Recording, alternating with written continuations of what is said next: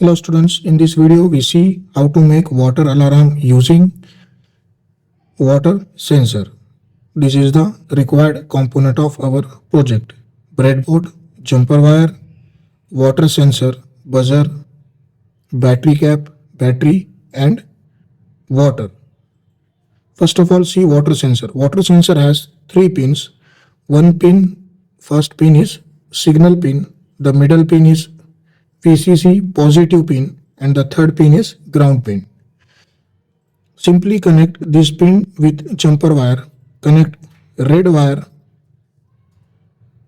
to positive supply, the orange wire to signal pin and the black wire for negative supply. After this connection, connect this sensor with breadboard. The positive terminal of sensor connect to the positive rail of breadboard and negative terminal is connected to the negative rail of breadboard. After that, connect one buzzer. Buzzer also has 2 pin.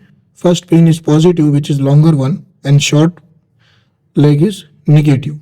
Connect this on breadboard. After that, the orange wire of our water sensor is connected to the positive pin of buzzer.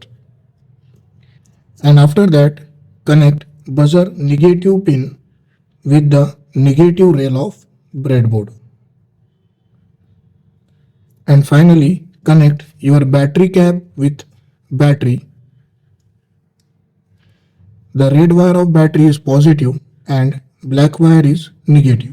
Then connect red wire to the breadboard positive rail and negative wire of battery is connected to the negative rail of breadboard.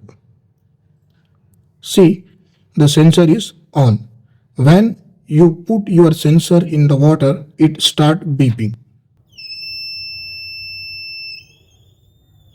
And if you remove it, its beeping sound is reduces. Thank you.